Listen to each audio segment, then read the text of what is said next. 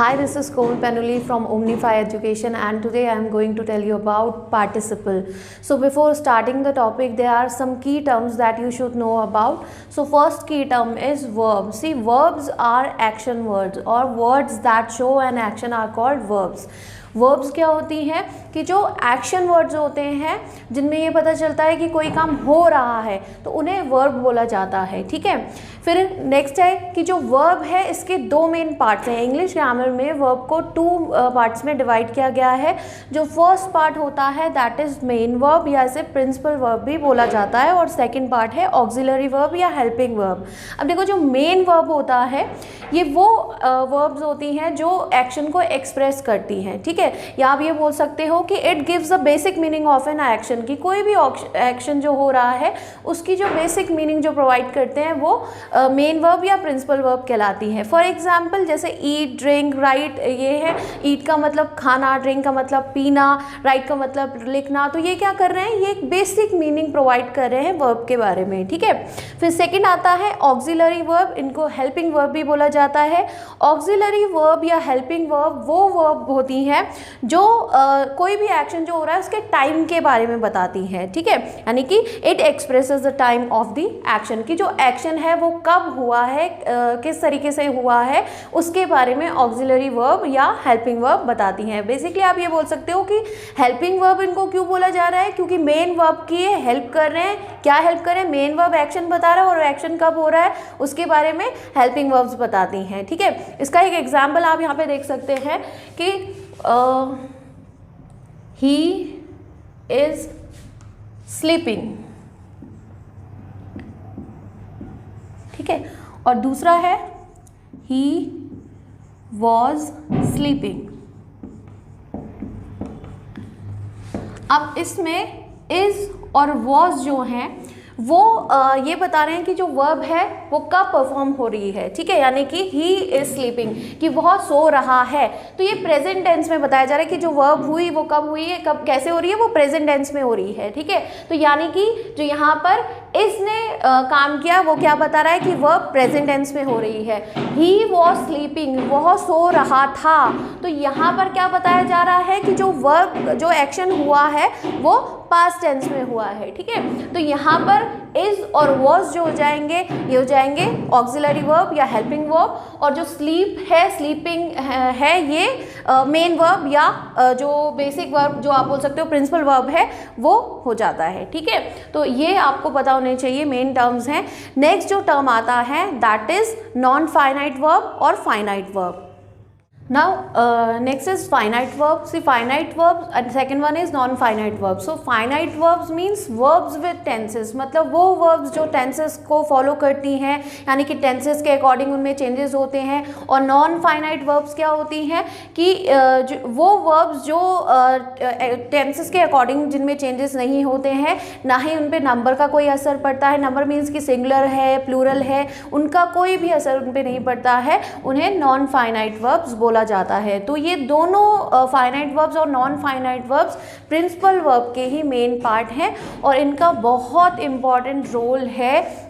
जो भी आप कोई सेंटेंस बनाते हो उसमें इनका बहुत इंपॉर्टेंट रोल होता है। Okay, so as I told you before that finite verbs are verbs with tenses and non finite verbs क्या होती हैं, non finite verbs are verbs without tenses. ठीक है, जिन पे टेंसेस का, नंबर्स का या पर्सन का कोई भी असर नहीं पड़ता है, या ये नंबर्स के, टेंसेस के और पर्सन के अकॉर्डिंग जिनमें कोई चेंजेस नहीं होते हैं, उन्हें नॉन फाइनाइट वर्ब बोलते हैं। Now let's dive into the main topic which is participle. See, participle क्या है, participle it is a form of non finite verb.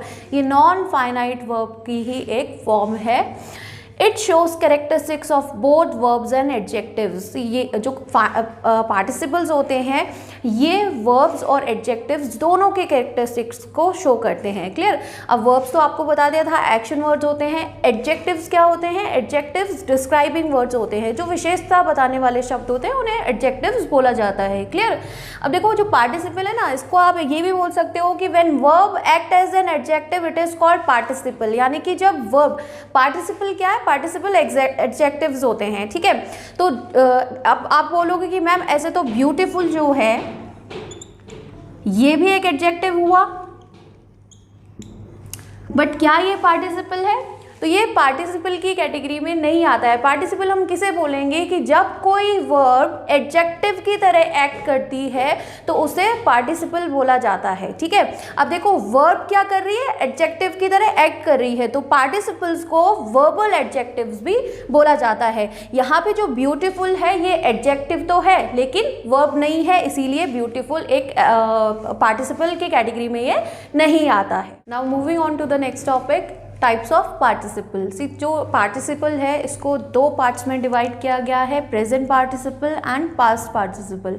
जो प्रेजेंट पार्टिसिपल होता है ये वो पार्टिसिपल है जो एक इनकम्प्लीट एक्शन को शो करेगा। ठीक है, या फिर ये बताएगा कि जो एक्शन है it is still in progress, like मैंने उसे सड़क पार करते हुए देखा। अब वो जो सड़क पार करने की प्रोसेस हो रही है वो स्टिल मतलब अभी प्रोग्रेस में है। ठीक है, अभी हो ही रही है, तो उसके लिए हम कैसे इसको ट्रांसलेट करेंगे, I saw him crossing the road. देखो क्रॉसिंग यहाँ पर जो यूज़ हुआ है वो पार्टिसिपल है। ठीक है, जो प्रेजेंट पार्टिसिपल होता है इसमें वर्ब की फर्स्ट फॉर्म और आईएनजी लगाते हैं, जिसको हम V4 भी बोलते हैं। ठीक है, जो वर्ब होती है उसकी 5 फॉर्म होती है, V1, V2, V3, V4 और V5। तो यहाँ पर प्रेजेंट पार्टिसिपल में हम V4 यूज़ करते हैं, यानी कि जो मेन वर्ब है, बेस वर्ब है वो प्लस आईएनजी। तो यहाँ पर पार्टिसिपल क्या है, क्रॉसिंग की जो प्रोसेस हुई, सड़क पार करने की प्रोसेस जो हो रही है वो क्या हो रही है कि जो पर्सन है उसने क्या देखा, उसे सड़क पार करते हुए देखा, मतलब सड़क पार वो कर ही रहा था। जो सेकंड पर्सन है वो सड़क पार कर ही रहा है, तो जो एक्शन है वो इनकम्प्लीट है। ठीक है, यानी कि एक कंप्लीट एक्शन वहाँ पे नहीं हुआ है और एक्शन अभी भी हो रहा है, तो इसलिए वहाँ पर प्रेजेंट पार्टिसिपल यानी कि क्रॉसिंग यूज हुआ है। ठीक है, सेकेंड आता है पास्ट पार्टिसिपल। पास्ट पार्टिसिपल में जो थर्ड फॉर्म होती है V3 जो होता है उसे यूज़ किया जाता है एज एन एडजेक्टिव। ठीक है, और यहाँ पे V3 यूज़ हो रही है, तो V3 में जो वर्ब यूज़ हो रही होगी उसमें क्या हो जाता है, ED, D, T या EN लगता है एंड में। ठीक है, फॉर एग्जाम्पल कि सड़ा हुआ अंडा मत खाओ। अच्छा, एक और पॉइंट है कि जो पास्ट पार्टिसिपल होता है ना, इसमें ये क्या शो करता है कि एक कंप्लीट एक्शन को, यानी कि जो एक्शन है वो हो चुका है, वो हुआ है, हो चुका है, कंप्लीट हो चुका है मतलब एक्शन। ठीक है, तो उसे ये एक्सप्रेस करता है। तो एग्जाम्पल है सड़ा हुआ अंडा मत खाओ, कि जो अंडा है वो क्या हो चुका है, वो सड़ चुका है। ठीक है, तो सड़ा हुआ अंडा मत खाओ, इसको कैसे ट्रांसलेट करेंगे, डोंट ईट रॉटन एग। ठीक है, तो रॉटन यहाँ पर क्या बता रहा है कि ये पास्ट पार्टिसिपल को बता रहा है कि अंडा कैसा है, सड़ा हुआ है। अब देखो जो पार्टिसिपल है इसके वैसे तो दो मेन पार्ट होते हैं, दो मेन टाइप होते हैं कि प्रेजेंट पार्टिसिपल और पास्ट पार्टिसिपल, लेकिन एक थर्ड टाइप होता है। बेसिकली इसको टाइप नहीं बोलेंगे, बस आप ये बोल सकते हो कि प्रेजेंट और पास्ट पार्टिसिपल जो होता है उसको कंबाइन करके जो पार्टिसिपल बनता है उसको परफेक्ट पार्टिसिपल बोला जाता है। ठीक है, तो यहाँ पे क्या होगा कि जो प्रेजेंट पार्टिसिपल है हैव का प्रेजेंट पार्टिसिपल क्या हो जाएगा, हैविंग। ठीक है, और पास्ट पार्टिसिपल यानी कि V3 को यूज़ करके जो पार्टिसिपल फॉर्म हुआ वो कहलाता है परफेक्ट पार्टिसिपल। तो हैविंग प्लस V3, फिर उसके बाद जो अदर सेंटेंस होगा वो यहाँ पर आ जाता है। ठीक है, परफेक्ट पार्टिसिपल को यूज़ कब करते हैं कि जब कोई एक काम खत्म हो जाता है और उसके जस्ट बाद कोई दूसरा काम शुरू हो जाता है, तो वहाँ पर परफेक्ट पार्टिसिपल को यूज़ करते हैं। ठीक है, ये बहुत रेयरली यूज़ होने वाला पार्टिसिपल है, बट इसके एग्जाम्पल है, एक बार आप देख लीजिए कि बाजार जाकर मैंने एक किताब खरीदी। Having gone to market I bought a pen. Second है खाना खाकर मैं सो गया, having eaten the food I slept. अब देखो यहाँ पे आप ये भी लिख सकते हो कि खाना खाकर मैं सोऊंगा, या खाना खाकर ये खाना खाकर मैं सो गया हो गया है, तो खाना खाकर मैं सोऊंगा, तो उसकी इंग्लिश कैसे हो जाएगी, उसको कैसे आप ट्रांसलेट करोगे कि having eaten the food I will sleep. ठीक है, तो इसी तरीके से इसे यूज़ करते हैं। पहला जो सेंटेंस होगा वो किससे स्टार्ट होगा, उसमें आप हैविंग प्लस V3 ही यूज़ करोगे, और उसके बाद जो भी सेंटेंस जो भी आप बोलना चाहते हो उसे आप यूज़ कर सकते हो। ठीक है, अच्छा, इसको याद करने का तरीका क्या है कि ऐसे सेंटेंस में इसका यूज़ होता है जहाँ पर कुछ करके, जैसे मैं खाना खाकर सो गया, मैं पानी पीकर सो गया, या मैं बाज़ार जाकर, जैसे यहाँ पे दिया है बाज़ार जाकर मैंने एक किताब खरीदी, मैं घर जाकर तुम्हें कॉल करूँगा। तो ऐसे जो सेंटेंस कुछ करके जहाँ पर आ रहा हो वहाँ पर परफेक्ट पार्टिसिपल यूज़ होता। सो अभी तक आपको बताया था कि जो पार्टिसिपल है उसके टाइप्स क्या हैं, पार्टिसिपल क्या होता है, प्रेजेंट पार्टिसिपल क्या है, परफेक्ट पार्टिसिपल क्या है और पास्ट पार्टिसिपल क्या है। अब आता है कि जो पार्टिसिपल है उसे यूज़ कैसे करते हैं, किसी भी सेंटेंस में पार्टिसिपल का यूज़ कैसे होगा, तो उसके लिए कुछ रूल्स होते हैं। तो पहला रूल है प्रेजेंट पार्टिसिपल के लिए कि जब कोई पर्सन एक साथ दो एक्शन परफॉर्म करता है तो पहले एक्शन को बताने के लिए प्रेजेंट पार्टिसिपल का यूज़ किया जाता है। ठीक है, जैसे एग्जाम्पल है यहाँ पर कि बिस्तर पर लेटकर वह अखबार पढ़ रहा था। तो इसको हम ट्रांसलेट करेंगे, इसमें प्रेजेंट पार्टिसिपल को यूज़ कैसे करेंगे कि lying in the bed he was reading newspaper.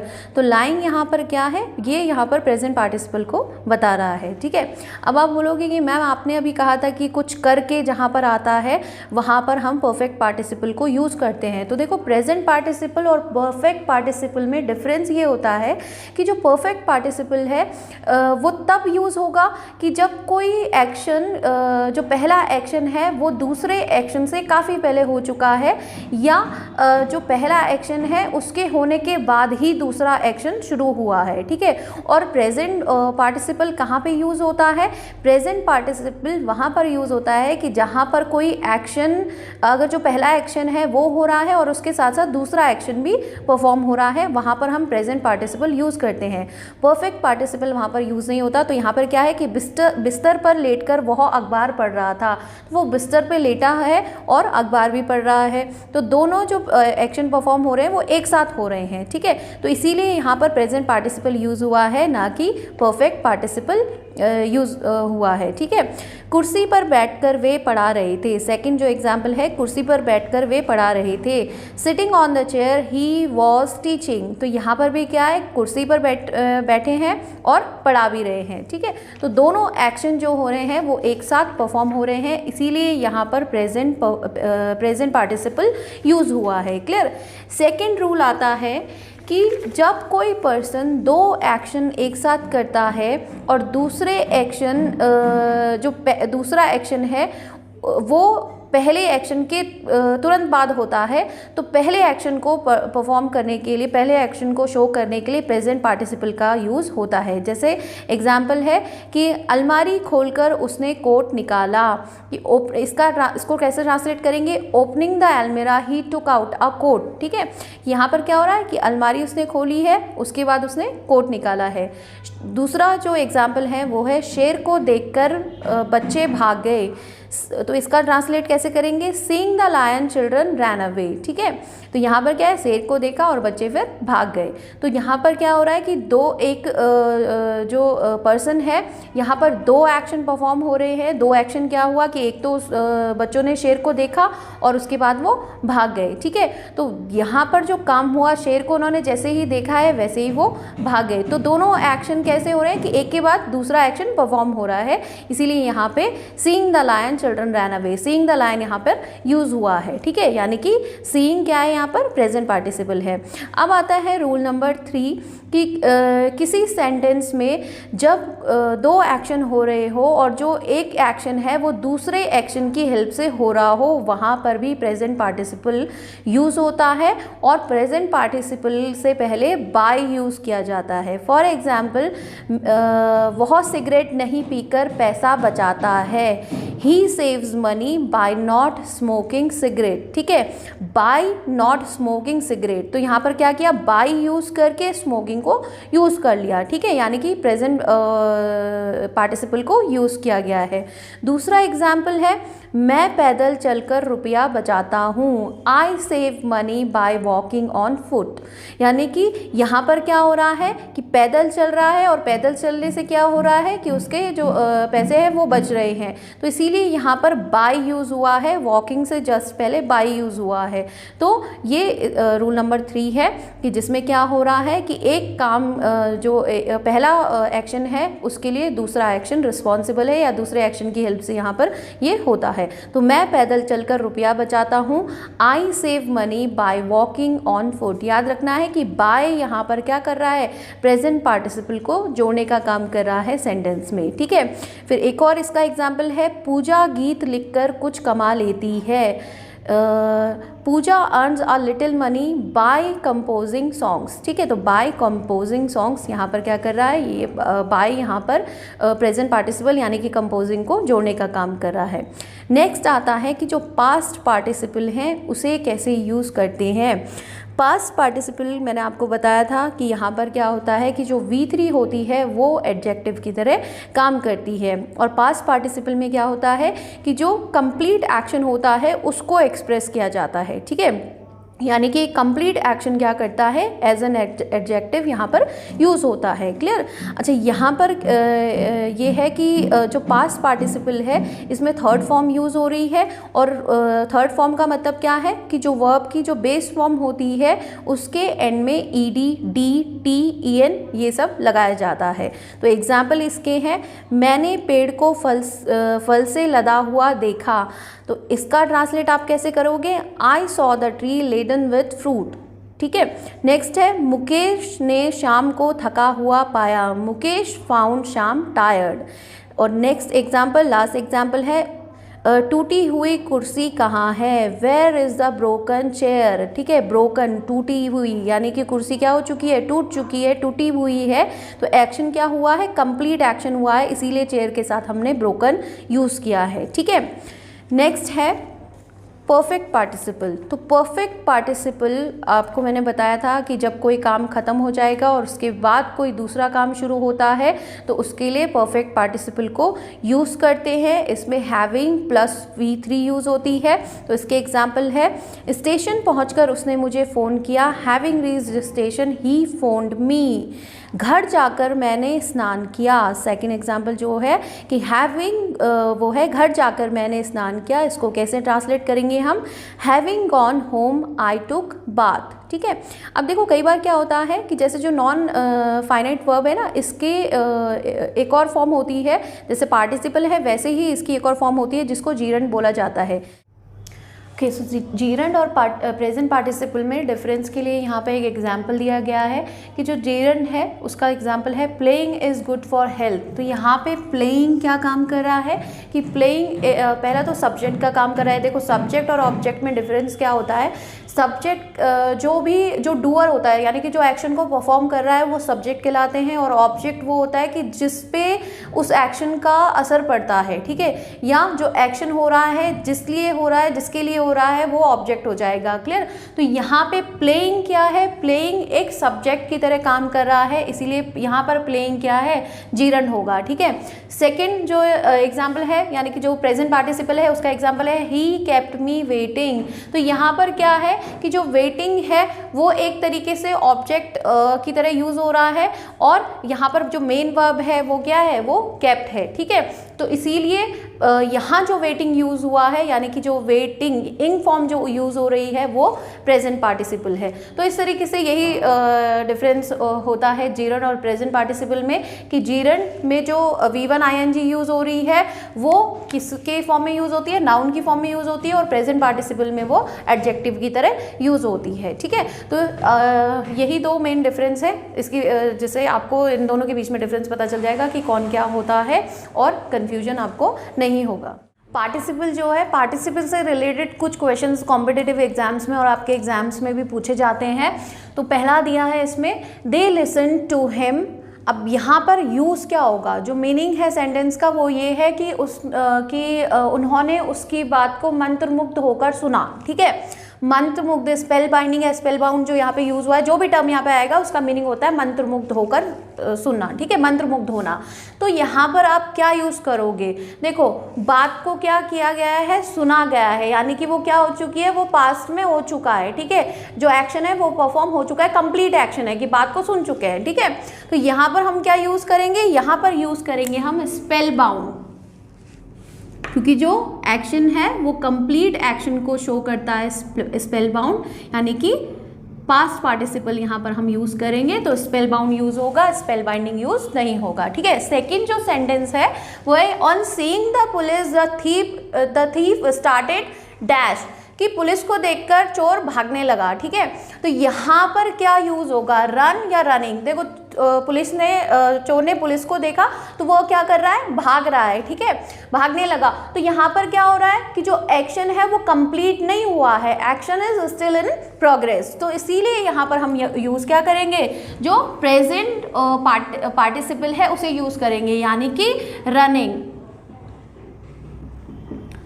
On seeing the police, the thief started running. Next sentence है the police saw the body dash down the river, कि police ने नदी में शव को तैरते हुए देखा, ठीक है। अब यहाँ पे क्या है, शव क्या है, तैरते हुए देखा, यानी कि स्टिल वो क्या है, एक कंप्लीट एक्शन को शो कर रहा है कि जो बॉडी है वो स्टिल अभी क्या हो रही है, वो तैर रही है, ठीक है। तो तैरते हुए देखा है तो एक्शन जो है वो कंप्लीट नहीं हुआ है, इसीलिए हम यहाँ पर फ्लोटिंग यूज करेंगे।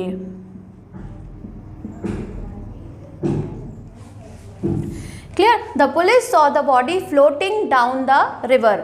नेक्स्ट है dash the door open I went inside. इस सेंटेंस का जो मीनिंग है वो ये होगा कि दरवाजा खुला देखकर मैं अंदर चला गया या अंदर गया, ठीक है।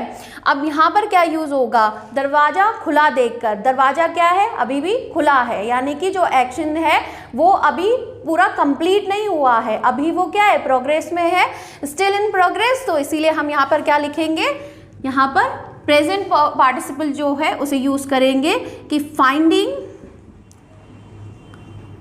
The door open I went inside, ठीक है। और लास्ट सेंटेंस है the girl became dash on seeing the new cycle. Sentence का मीनिंग क्या है कि साइकिल को देखकर जो लड़की है वो उत्साहित हो गई, खुश हो गई, ठीक है।